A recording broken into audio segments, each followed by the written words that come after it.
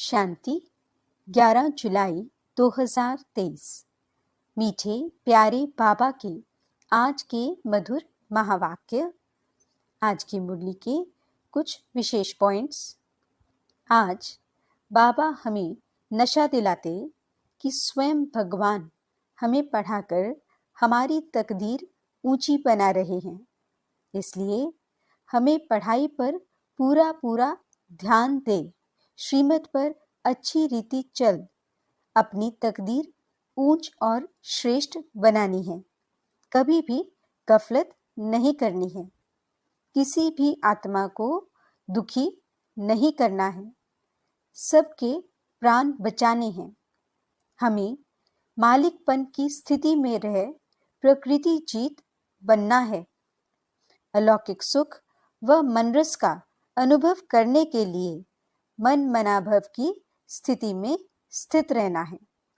तो चलिए सुनते हैं आज की बाबा की मीठी प्यारी मुरली। ओम शांति। बाबा कहते, मीठे बच्चे अंतर्मुखी बन पढ़ाई में तत्पर रहो, श्रीमत पर सदा चलते रहो, तो तुम्हारी तकदीर बहुत ऊंच बन जाएगी। यह समय है अपनी तकदीर बनाने का। प्रश्न, तुम बच्चों की ऊंची तकदीर कौन सी है जिसके आधार पर तुम सारी सृष्टि की तकदीर को जान लेते हो? उत्तर, स्वदर्शन चक्रधारी बनना। यह है सबसे ऊंचे ते ऊंची तकदीर। तुम ब्राह्मण अभी स्वदर्शन चक्रधारी बने हो। तुम अपनी भी तकदीर को जानते हो तो सारी सृष्टि की भी तकदीर को जानते हो। बाबा आए हैं तुम बच्चों की हीरे समान तकदीर बनाने। स्मृति में रहे स्वयं भगवान हमारी तकदीर बनाने लिए पढ़ा रहे हैं, तो तकदीर बनती रहेगी। गीत, आने वाले कल की तुम तस्वीर हो। ओम शांति। बच्चों ने गीत के 2 शब्द सुने। सुनने से ही अपनी तकदीर का नशा चढ़ जाना चाहिए। यह है अविनाशी नशा, उतरना नहीं चाहिए। कोई मनुष्य साहूकार पद्मपति होते हैं तो उनको रात दिन नशा रहता है। हम बड़े धनवान हैं, जागीरवान हैं, नशा चढ़ता ही है संपत्ति का। तो बाप है तकदीर बनाने वाला। अभी तो तकदीर फूटी हुई है, कौड़ी मिसल तकदीर है, वाह हीरे मिसल तकदीर है। यह तुम जज कर सकते हो। बेहद का बाप सम्मुख बैठ तकदीर बनाते हैं, सो तुम देखते हो, जानते हो। परम पिता परमात्मा को देखते हो व जानते हो। बच्चे जानते हैं हम आत्मा हैं, भल आत्मा को देखते नहीं हैं, परंतु निश्चय है हम आत्मा हैं, स्टार मिसल हैं, प्रकृति के बीच में रहते हैं। इस समय तुम बच्चों को आत्म अभिमानी बनना है। इस देह में रहने वाले को आत्मा देही कहा जाता है। आत्मा को अभिमान है कि हमको परम पिता परमात्मा आकर मिला है। बच्चे बाप के पास जन्म लेते हैं तो वारिस होते हैं। फिर कोई तो पाई पैसे की तकदीर पा लेते हैं, कोई तो कुछ भी नहीं पाते, सिर्फ जन्म ही पाते हैं। कोई हैं जिनके 5-6 बच्चे हैं, तलब नौकरी कम मिलती है तो समझते हैं हमारी तकदीर में यह था। औरों को देखते हैं उन्हों की तकदीर में कितने महल माड़ियां, ताज व तख्त हैं। मनुष्य के तकदीर की वैरायटी है ना। तो अब तुम अपनी तकदीर को जानते हो कि किस तकदीर के लिए हम पुरुषार्थ कर रहे हैं। धन के लिए, सुख के लिए मनुष्य पुरुषार्थ तो करते ही हैं। धनवान मनुष्य बीमार पड़ते हैं तो अच्छे डॉक्टरों की दवाई करते हैं, समझते हैं धन से अच्छी दवाई होगी। तो धन की बात है ना। तुम बड़ी जबरदस्त तकदीर बनाते हो श्रीमत से। बच्चे जानते हैं बाबा ऊंचते ऊंच तकदीर बनाते हैं, क्योंकि खुद ऊंचते ऊंच हैं। अब तुम उनके सम्मुख बैठे हो ना, माँ बाप के घर में बैठे हैं, कोई राजा रानी है तो समझते हैं हमने ऐसे कर्म किए हैं जो राजाई की तकदीर मिली है। अब तुम जानते हो, हम जो ये लक्ष्मी नारायण का चित्र देखते हैं उन्होंने भी जरूर अगले जन्म में तकदीर बनाई है। तुमको ये बुद्धि मिली है, मनुष्यों की बुद्धि में ये नहीं आता। इतने धनवान मनुष्य हैं, उनको ये तकदीर कैसे मिली? कहेंगे पास्ट जन्म में ऐसे कर्म किए हैं जो इतना धनवान बने हैं। कर्मों का फल है ना, कहते भी हैं कर्मों की गति न्यारी है। मनुष्य पास्ट के कर्मों अनुसार ही भोगते हैं। अभी तुम बड़े ते बड़े लक्ष्मी नारायण के तकदीर की भेंट करते हो। ये जो सतयुग के मालिक बने, उन्होंने ऐसी कर्म गति किसने बनाई जो विश्व के मालिक बने? तुम सारे चक्र को जान चुके हो। तुम ब्राह्मण अभी स्वदर्शन चक्रधारी बने हुए हो। दूसरे ब्राह्मण तो स्वदर्शन चक्रधारी नहीं होंगे। वह भी ब्राह्मण, तुम भी ब्राह्मण हो, परंतु तुम जानते हो कि हम हैं सच्चे ब्राह्मण, ब्रह्मा की मुख वंशावली। जरूर ब्रह्मा भी किसका बच्चा होगा? वह है शिव बाबा का बच्चा। शिव बाबा तो रचयिता है, उसका कोई बाप नहीं। तो अब तुम्हारी तकदीर परम पिता परमात्मा बनाते हैं। बाप से ही तकदीर बनती है, काका, चाचा, मामा आदि से नहीं बनती। हाँ, कोई की बन सकती है अगर वे अडॉप्ट करे तो। तुम बच्चों को भी अडॉप्ट किया है, ड्रामा अनुसार कल्प पहले मुआफिक। उनसे ऊंचा कोई है नहीं। प्रजापिता ब्रह्मा को इतने बच्चे हैं, ढेर के ढेर। उनको बाप से क्या वर्षा मिलता होगा? तुम समझते हो कि शिव बाबा है सभी आत्माओं का बाप और ब्रह्मा है सभी जीव आत्माओं का बाप। तुम इसमें भाई बहन हो जाते हो। बाप तो तुम बच्चों को कहते हैं, देखा तुम्हारी तकदीर कितनी ऊंची है, हम तुमको पढ़ाकर कितना तकदीरवान बनाता हूँ। बरोबर सतयुग आदि में श्री लक्ष्मी नारायण व इन स्वर्गवासियों की राजधानी थी। कितनी उन्होंने ऊंच तकदीर बनाई है। यह तो बच्चों की बुद्धि में राज है कि शिव बाबा ने ही उन्होंने ऊंच तकदीर बनाई थी। वह तकदीर भोग 84 जन्म पूरे किए, अब फिर वही तकदीर बना रहे हैं। ये तुम्हारी बुद्धि में ज्ञान है। ज्ञान सागर शिव बाबा के सिवाय कोई भी समझा न सके। ऐसा बाप कितना लवली है। बाप भी कहते हैं तुम भी लवली बच्चे हो। तुमको मैं फरमान करता हूँ कि निरंतर मुझे याद करने का अभ्यास करो तो तुम्हारे विकर्म विनाश हो जाएंगे। तुम जानते हो कि शिव बाबा अभी इस ब्रह्मा तन में सम्मुख है।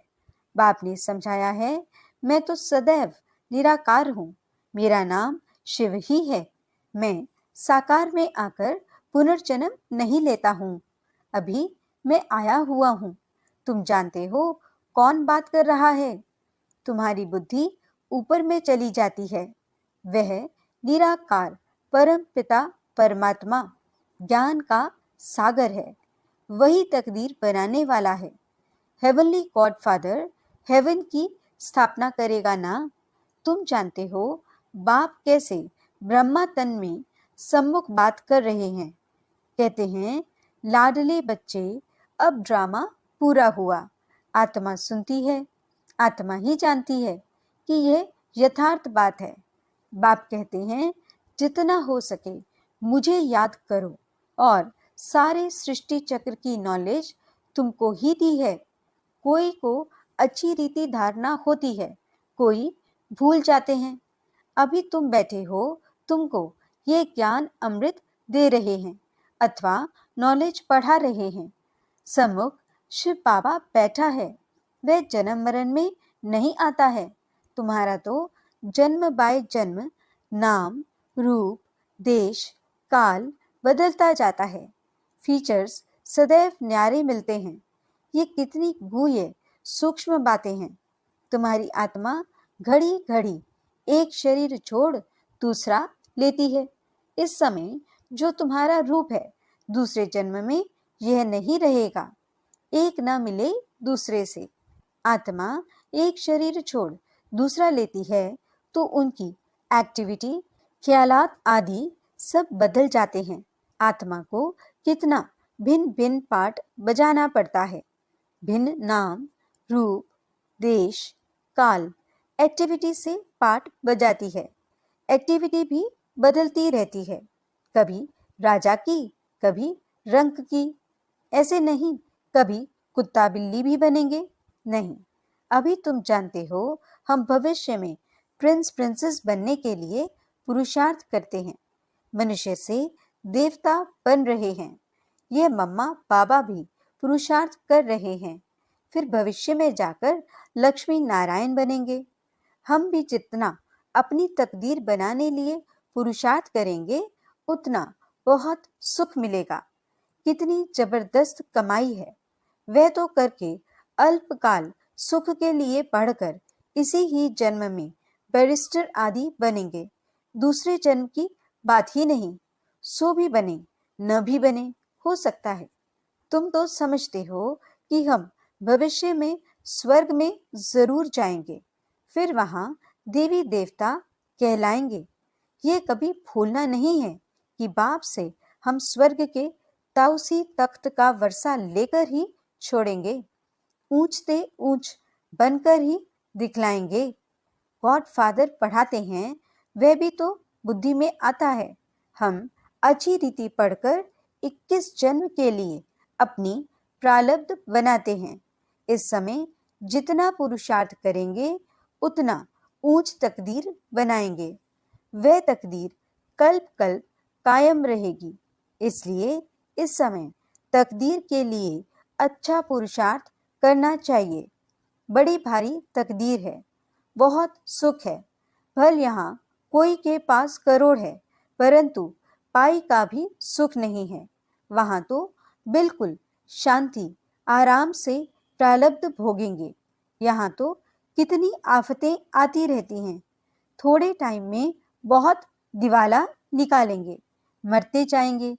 भल इंश्योर करते हैं, परंतु इंश्योरेंस कंपनी भी क्या कर सकेगी। हिरोशिमा का क्या हाल हुआ, कितने आदमी मरे। इंश्योरेंस कंपनी ने भी दिवाला मारा। यहाँ भी ऐसे ही होगा, सब खत्म हो जाएंगे। इंश्योरेंस वाले किसको पैसा देंगे? कौन एक दो का दीवा जलाएंगे? मनुष्यों में अंधविश्वास कितना है। बड़े आदमी का शो करते हैं, ऋषि मुनियों को उनसे भी बड़ा समझते हैं। भल रिलीजन को नहीं मानते, परंतु सन्यासियों को नमन जरूर करते होंगे। साधुओं के आगे जाकर दंडवत प्रणाम करेंगे। साधु उनके आगे नहीं करेंगे, क्योंकि समझते हैं मैं ऊंच पवित्र हूँ। यह बाप तो कहते हैं, मेरे लाडले बच्चों, हम बच्चों को नमस्ते करते हैं। तुम तो हमारे सिर के मोर हो। तुम विश्व के मालिक बनेंगे। ब्रह्मांड के भी तुम मालिक हो। तुम डबल मालिक हो। मैं सिंगल सिर्फ ब्रह्मांड का मालिक हूँ।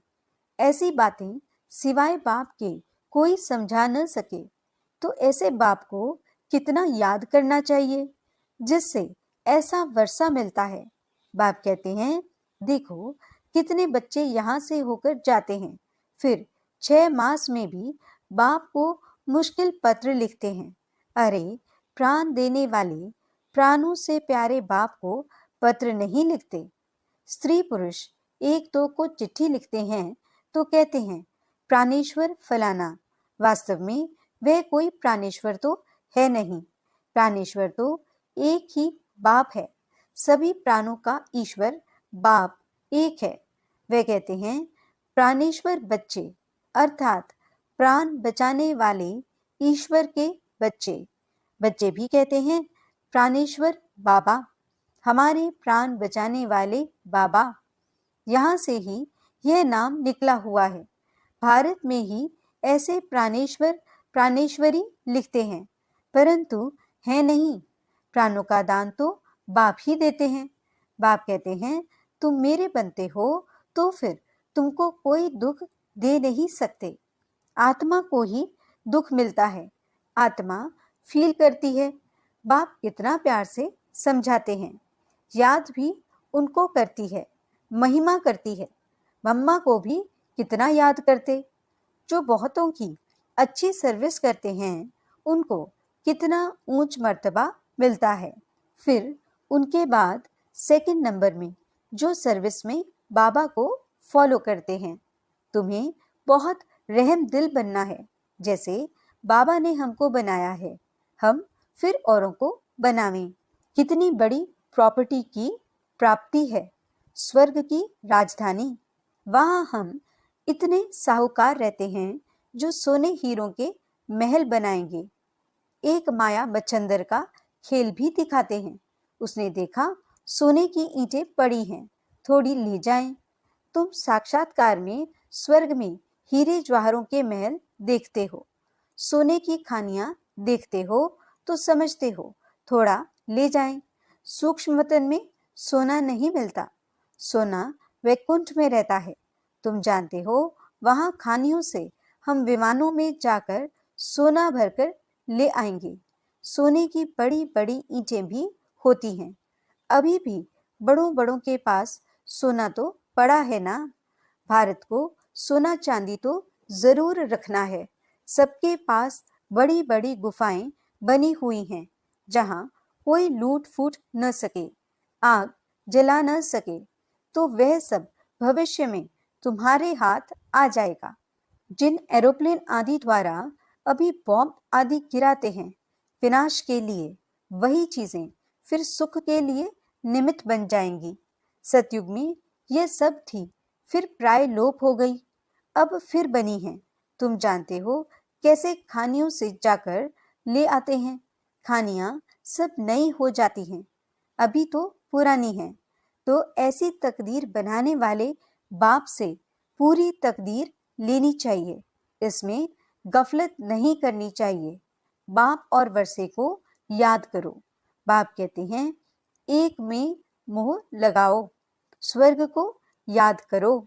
अच्छा, मीठे मीठे सिकिलदे बच्चों प्रति माता पिता बाप दादा का याद प्यार और गुड मॉर्निंग। रूहानी बाप की रूहानी बच्चों को नमस्ते। हम रूहानी बच्चों की रूहानी बाप दादा को दिल व जान सिक व प्रेम से नमस्ते नमस्ते नमस्ते जी। गुड मॉर्निंग बाबा, शुक्रिया बाबा। धारणा के लिए मुख्य सार। पहला पॉइंट, अपनी ऊंच तकदीर बनाने में गफलत नहीं करनी है। श्रीमत पर अच्छी रीति चल पढ़ाई के आधार से ऊंची तकदीर बनानी है। दूसरा पॉइंट, प्राणेश्वर बाप की याद में रह सबको प्राण दान देना है। सबके प्राण बचाने हैं, किसी को भी दुखी नहीं करना है। वरदान, मालिकपन की स्थिति में रह प्रकृति द्वारा सहयोग की माला पहनने वाले प्रकृति जीत भव। प्रकृति आप मालिकों का अब से आह्वान कर रही है। चारों ओर प्रकृति के तत्व हलचल करेंगे, लेकिन जहां आप प्रकृति के मालिक होंगे वहां प्रकृति दासी बन सेवा करेगी। सिर्फ आप प्रकृति जीत बन जाओ तो प्रकृति सहयोग की माला पहनाएगी। जहां आप प्रकृति जीत ब्राह्मणों का पांव होगा, स्थान होगा, वहां कोई भी नुकसान नहीं हो सकता। तूफान आएगा, धरनी हिलेगी, लेकिन बाहर सूली होगा और यहाँ कांटा। सभी आपके तरफ स्थूल सूक्ष्म सहारा लेने के लिए भागेंगे। स्लोगन, अलौकिक सुख व मन रस का अनुभव करना है तो मन मनाभव की स्थिति में रहो। अच्छा, ओम शांति।